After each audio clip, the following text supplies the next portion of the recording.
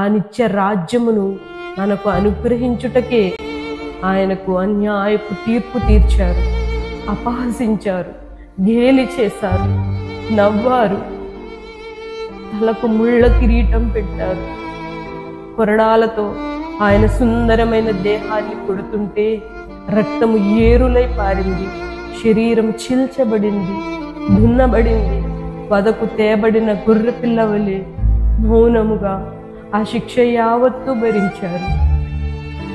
ఆ శ్రమలో కూడా అమ్మలారా, నా కోసం ఏడవద్దు, మీ కోసం, మీ పిల్లల కోసం ఏడవమని పలికిన మహనీయుడు ఆ ఎర్రటి ఎండలో అపారమైన సిలువను భుజములపై మోయలేక మోస్తున్నప్పుడు, కొరడాలతో చెళ్ళు చెళ్ళుమని కొడుతున్నప్పుడు సహితము మౌని అయి బదులు దూషింపలేదు.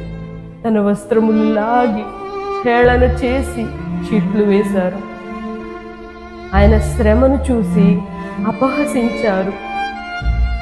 ఇంకా కపాలమనబడిన స్థలమునకు ఆయన తీసుకుని వచ్చి ఆ సిలువ మీద పడవేసి 2 చేతులకు కాళ్లకు మేకులు ద్రింపి ఆయనను సిలువలో వేలాడదీశారు.